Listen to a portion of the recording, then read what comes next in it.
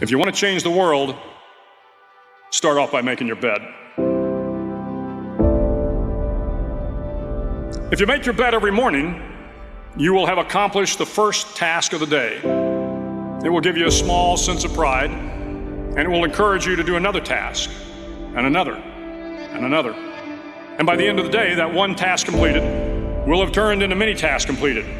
Making your bed will also reinforce the fact that the little things in life matter. If you can't do the little things right, you'll never be able to do the big things right. And if by chance you have a miserable day, you will come home to a bed that is made, that you made. And a made bed gives you encouragement that tomorrow will be better. I've been a Navy SEAL for 36 years. Every morning in SEAL training, my instructors, who at the time were all Vietnam veterans, would show up in my barracks room, and the first thing they'd do was inspect my bed. If you did it right, the corners would be square, the covers would be pulled tight, the pillow centered just under the headboard, and the extra blanket folded neatly at the foot of the rack. It was a simple task, mundane at best, but every morning we were required to make our bed to perfection. It seemed a little ridiculous at the time, particularly in light of the fact that we were aspiring to be real warriors, tough, battle-hardened SEALs. But the wisdom of this simple act has been proven to me many times over. It matters not whether you ever served a day in uniform. It matters not your gender, your ethnic or religious background, your orientation, or your social status. Our struggles in this world are similar, and the lessons to overcome those struggles and to move forward, changing ourselves and changing the world around us, will apply equally to all. If you think it's hard to change the lives of 10 people, change their lives forever, you're wrong.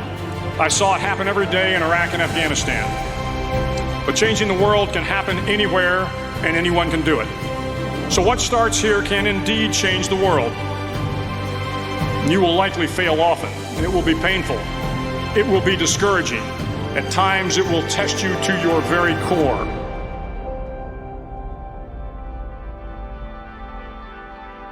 At that darkest moment of the mission is a time when you need to be calm, when you must be calm, when you must be composed, when all your tactical skills, your physical power, and your inner strength must be brought to bear. If you want to change the world, you must be your very best in the darkest moments. If I have learned anything in my time traveling the world, it is the power of hope.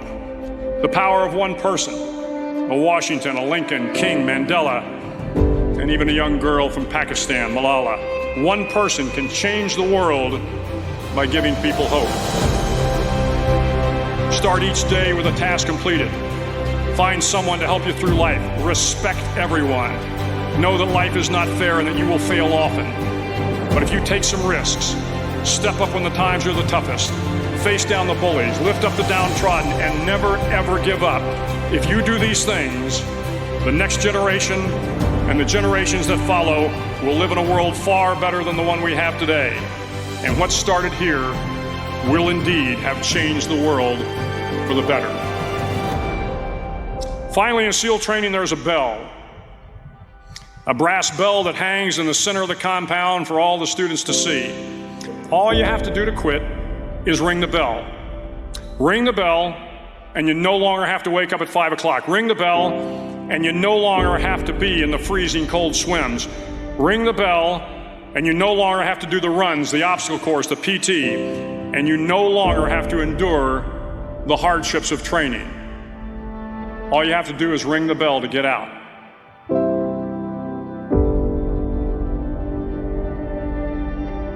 If you want to change the world, don't ever, ever ring the bell.